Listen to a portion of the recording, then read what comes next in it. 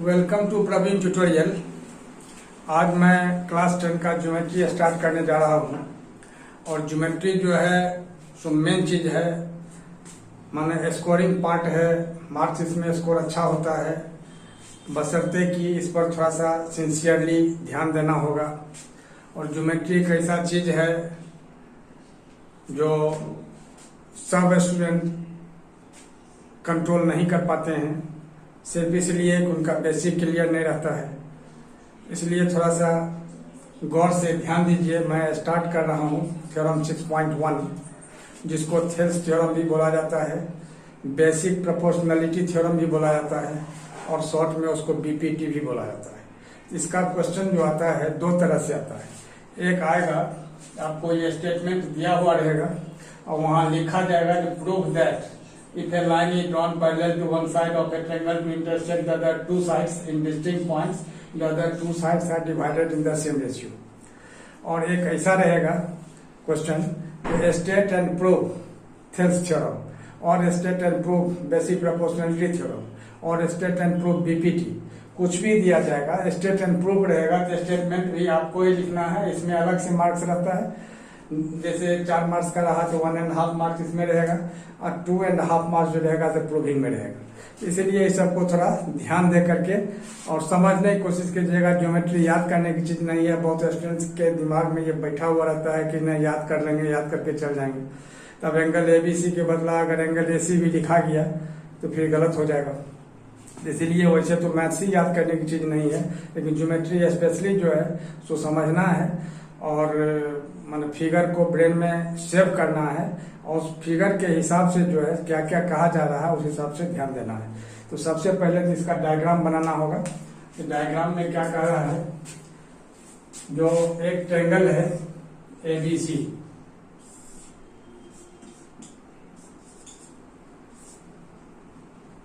और डीई एक parallel line है। किसके पैरेलल है? बीसी के पैरेलल है। यही लिखना होगा जो गिवन में। इसको प्रूफ करने के लिए 2-3 चीज जरूरी है। एक तो होता है गिवन, दूसरा होता है कंस्ट्रक्शन। गिवन के बाद टू प्रूफ, इसके बाद कंस्ट्रक्शन, फिर प्रूफ। किसी किसी थ्योरम में कंस्ट्रक्शन की जरूरत नहीं होती है, जैसे इसमें कंस्ट्रक्शन की जरूरत नहीं है। इसमें गिवन लिखना होगा। गिवन लिखना होगा ट्रायंगल एबीसी और DE parallel to BC to prove. अब टू प्रूव में क्या लिखना है, क्या कह रहा है, जो a line drawn parallel to one side of a triangle divides the other two sides in the same ratio. Same ratio का मतलब हो गया AD by DB is equal to AE by EC. तो वही यहां लिखना है कि टू प्रूव में AD by DB is equal to AE by EC. ठीक है। तो इसमें जो काम है तो कंस्ट्रक्शन की जरूरत नहीं है, वो वैसे ही बोला कंस्ट्रक्शन की जरूरत है। तो क्या है कंस्ट्रक्शन, क्या करना है, तो इस पर आप देखिए। तो कंस्ट्रक्शन में लिखना होगा, पहले तो कंस्ट्रक्शन लिख देना है, और कंस्ट्रक्शन लिखने के बाद इसमें DM perpendicular to AC and EN perpendicular to AB. अब BE and CD are joint. क्या करना है, कंस्ट्रक्शन में लिखना होगा डीएम परपेंडिकुलर टू एसी और EN perpendicular to AB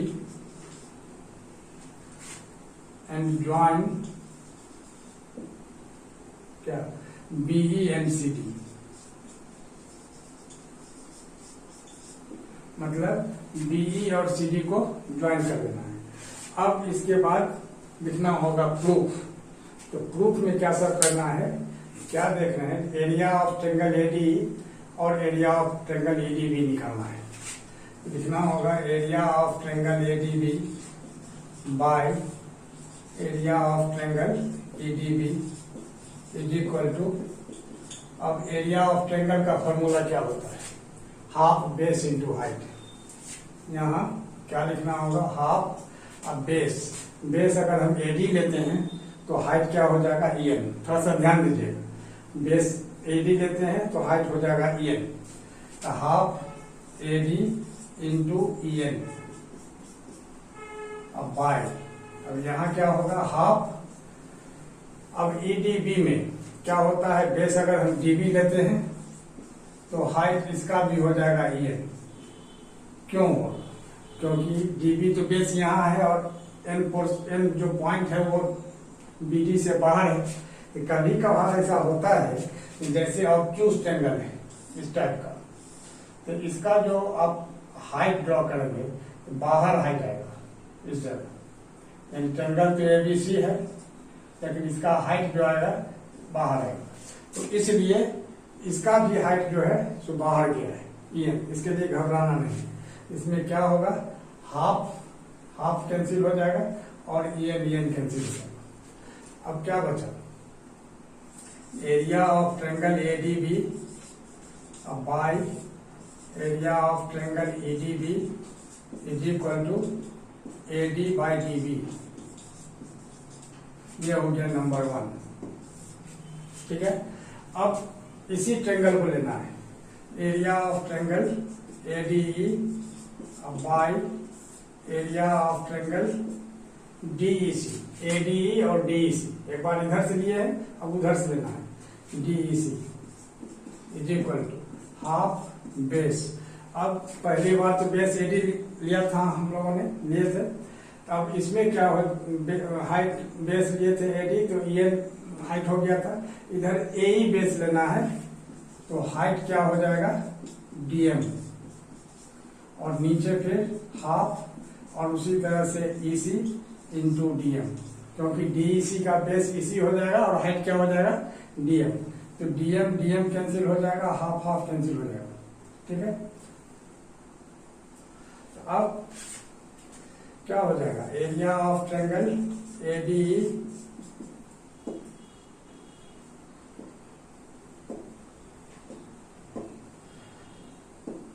bye area of triangle DEC is equal to कितना, AE by EC। अब देखिए थोड़ा ध्यान देखिए, क्लास 9 में आप पढ़े होइएगा, since two triangles on the same base and between same parallels are equal in area. यह जो है पैरेलल है, तो जब सेम बेस और सेम पैरेलल पर रहता है एरिया इक्वल हो जाता है, यानी क्या होगा, एरिया ऑफ ट्रायंगल, अब लिखना होगा area of triangle EDB is equal to area of triangle DEC।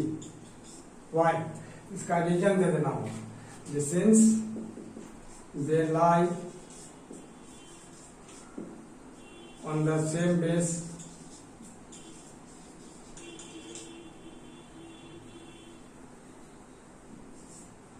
on the same base BE and between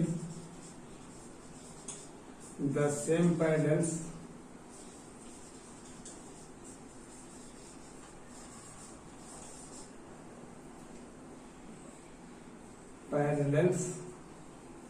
BE and BC।